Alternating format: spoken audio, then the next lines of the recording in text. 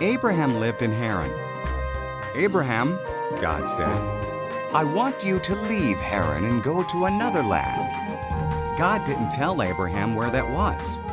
"Trust me," God said.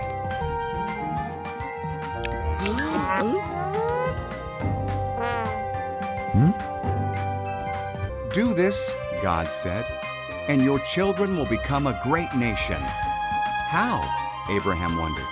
His wife Sarah was too old to have children. "Trust me," God said.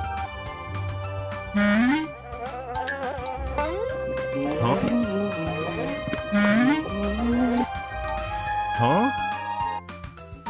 "Go where I tell you," God said, "and you will have more descendants than there are stars in the sky. They will bless the whole world. Trust me."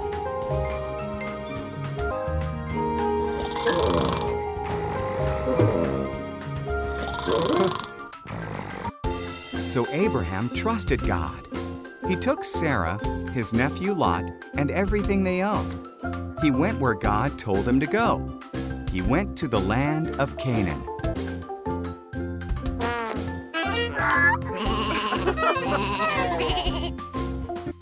When he arrived, Abraham camped at Shechem. God appeared to him. "I will give this land to you and your children," God said. Abraham built an altar to God there.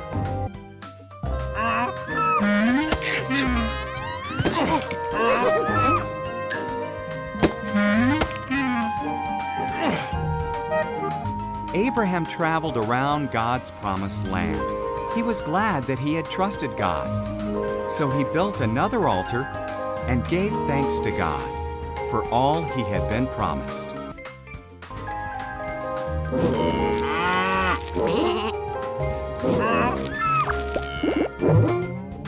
God promised Abraham a son, and from that son, many descendants, who would bless the whole world. But Abraham and his wife Sarah were too old to have children. God promised Abraham a son, and from that son, many descendants, who would bless the whole world. 20 years went by. Still, Abraham trusted God's promise.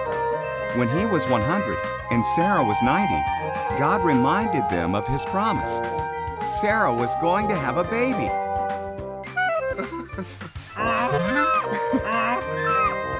When their son was born, Sarah was so joyful that she laughed. "God has brought me laughter," she said. So they named their son Isaac, which means he laughs.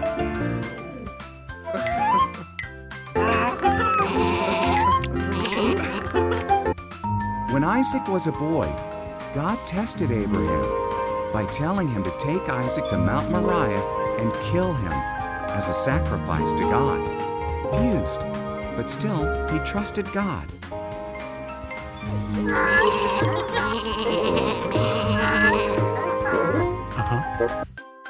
Isaac carried the wood, and Abraham held the knife and torch.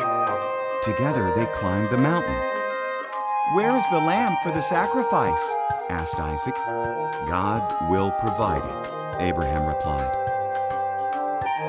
He arranged the wood on an altar, tied up Isaac, and laid him on the wood.